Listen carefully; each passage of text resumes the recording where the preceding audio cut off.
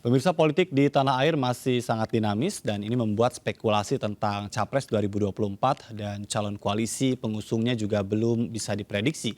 Otak-atik nama Capres dan koalisi ini masih terus dilakukan sejumlah elit. Belum adanya kepastian soal siapa yang diusung dalam koalisi apa dalam Pilpres.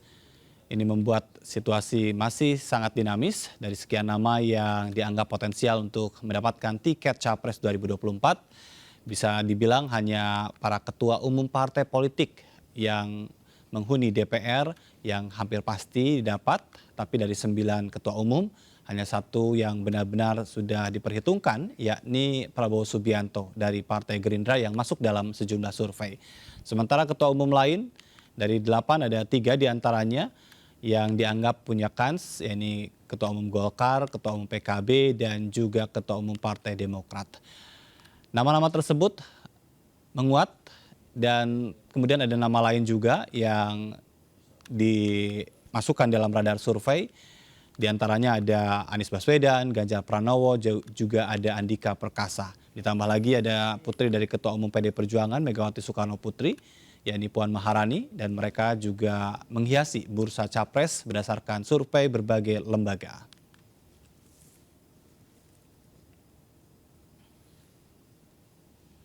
Pemirsa, untuk menarik simpatik pemilih terutama generasi Z pada pemilu 2024, tentu partai politik harus menghadirkan pendekatan yang menarik, yang cerdas, menghadirkan tokoh yang tepat, termasuk juga tadi ya terkait dengan bursa Capres dan memperjuangkan isu yang dekat dengan generasi Z. Dan ini tentu harus bisa menjadi strategi bagi partai politik. Lalu bagaimana juga dengan koalisi yang bisa jadi ini akan mempengaruhi citra dari partai politik di mata generasi Z. Sudah bersama kami melalui sambungan Zoom, Kamhar Lakumani, Deputi Bapilu DPP Partai Demokrat, dan juga Heri Budianto, Ketua DPP Partai Perindo. Selamat malam. Assalamualaikum warahmatullahi wabarakatuh. Terima kasih Mas Kamhar, terima kasih Mas Heri. Saya ingin ke Demokrat terlebih dahulu. Ini kalau dilihat dari survei Litbang Kompas untuk keterpilihan di generasi Z ini hampir punya progres yang menarik ya, mengalahkan atau menggeser Gerindra begitu. Apa sebetulnya yang dimiliki oleh Demokrat kalau kita bisa bilang malam hari ini? Terima kasih Mas Ajat dan seluruh pemirsa di seluruh Indonesia. Tentu kami bersyukur atas hasil survei dari Litbang Kompas yang menyajikan data bahwa Partai Demokrat sebagai partai yang paling diminati nomor 2 oleh generasi Z sebesar kurang lebih 15% dan kemudian generasi Y sebesar 16,6%. Ini tentu menjadi kesyukuran dan sekaligus isyarat bahwa Partai Demokrat adalah partai masa depan, di mana generasi Y dan generasi Z ini pada 2024 nanti adalah populasi pemilih terbesar berdasarkan DPT yang ada. Tentu kita sangat bersyukur dan ini juga sebagai bukti nyata bahwa kepemimpinan Mas Ketum AHY dalam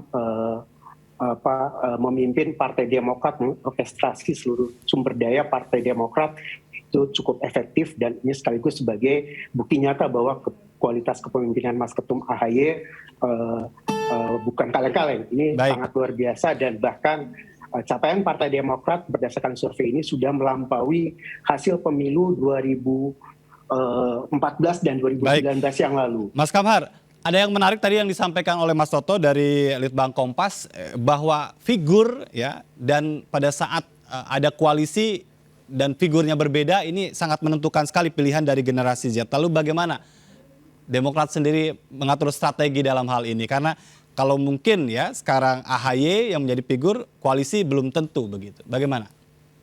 Partai Demokrat sendiri sampai saat ini terus membangun komunikasi politik lintas partai dengan partai manapun, sebagaimana disampaikan Mas Ketum AHY. Pada berbagai kesempatan kita tidak punya beban politik atau untuk membangun komunikasi dengan partai politik manapun sebagai ikhtiar untuk kerjasama. Dan kita juga menyadari betul bahwa membangun bangsa ini yang begitu besar dengan berbagai problematikanya, kompleksitas problematikanya, tentu butuh kolaborasi dan sinergi seluruh elemen. Karenanya Partai Demokrat terus berikhtiar untuk itu, dan dengan semua partai politik baik yang sudah terbentuk koalisi atau terbangun koalisi maupun yang belum, kita tetap menjalin komunikasi yang baik. Ya, kita tahu betul bahwa dalam politik itu dinamikanya sangat tinggi, dan tentunya Partai Demokrat belajar dari pengalaman, kita lebih baik mengedepankan kesamaan platform dan sebagainya, bagaimana koalisi atau kerjasama politik ke depan yang terbangun itu betul-betul kuat dengan ada kesamaan komitmen untuk menjadikan rakyat sebagai yang utama dan terutama untuk diperjuangkan. Baik, tapi sadar ya jika ingin generasi Z suaranya, maka harus hati-hati juga dalam memilih koalisi dan menentukan figur begitu ya, Mas Kamhar? Tentunya. Karenanya Partai Demokrat sampai saat ini ya terus melihat peta politik yang berkembang, yang dinamis ini, dan ya kita bersyukur bahwa survei tadi menunjukkan bahwa langkah-langkah politik dan program-program yang dilakukan oleh Partai Demokrat sudah on the right track, sehingga generasi Z, generasi Y ini semakin terpikat dengan Partai Demokrat, dan ini sesuai dengan tagline yang disampaikan oleh Mas Ketum AHY, muda adalah kekuatan dan Partai Demokrat adalah partai tengah sekaligus partainya anak muda. Iya, saya ingin ke Mas Heri dari Perindo. Ini yang menarik kemudian adalah Perindo masuk 5 besar, disejajarkan juga dengan partai parlemen yang tentu menjadi perhatian begitu ya. Apa sebetulnya yang dimiliki Perindo sehingga generasi Z ini angkanya cukup lumayan, Mas Heri? Iya, kami sangat mencermati hasil survei Litbang Kompas ya, terkait dengan elektabilitas partai.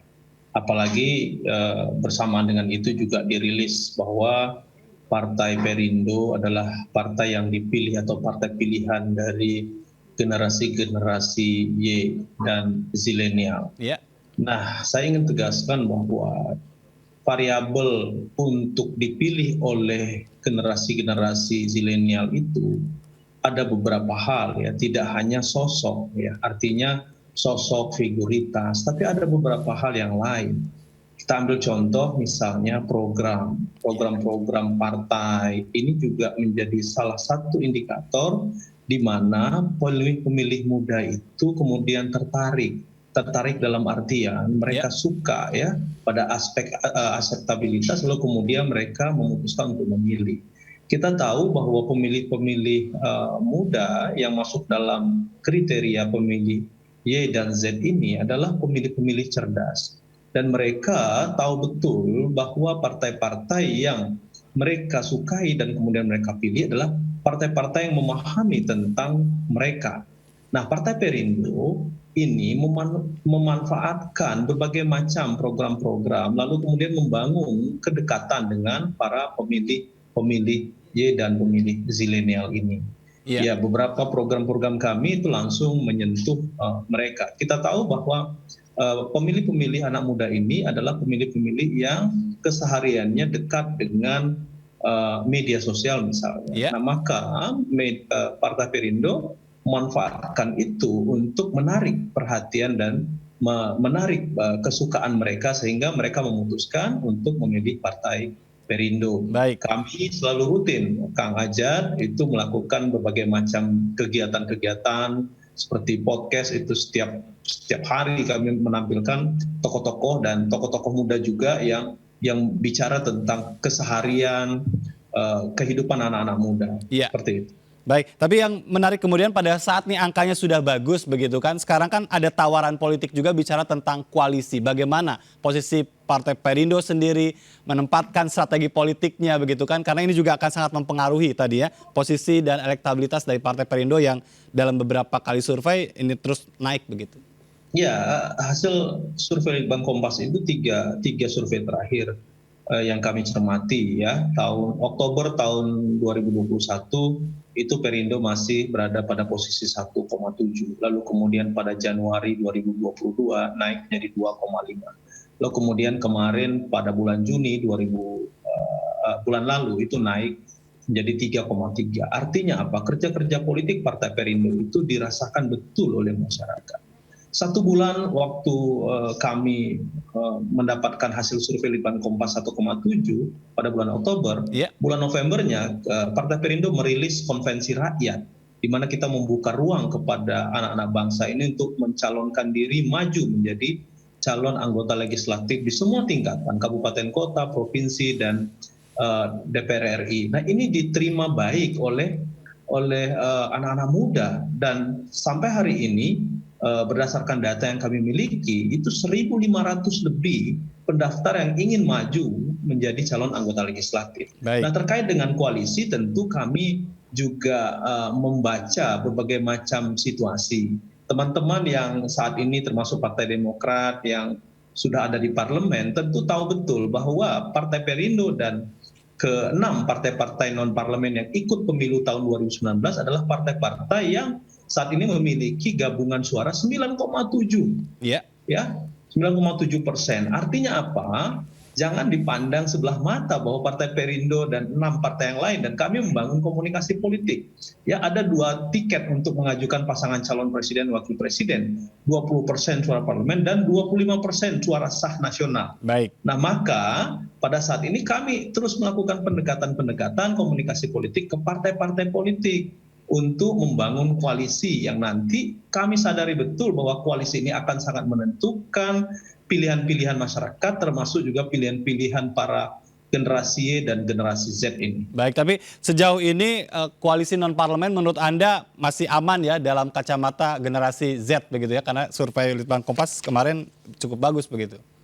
Ya, itu kan yang saya katakan bahwa kerja-kerja politik yang dilakukan oleh Partai Perindo kemudian diterima. Saya kira itu real ya, apa yang dilakukan, apa yang dikerjakan oleh Partai Perindo terkait dengan berbagai macam program. Makanya saya katakan di awal tadi bahwa indikator untuk dicintai, untuk dipilih oleh generasi Y dan generasi Z itu ada banyak indikator, gitu, seperti itu. Baik, nanti kami akan lanjutkan kembali berbicara tentang strategi apa lagi ya selain yang sudah dilakukan oleh Demokrat dan juga oleh Perindo. Tapi kita harus jeda terlebih dahulu.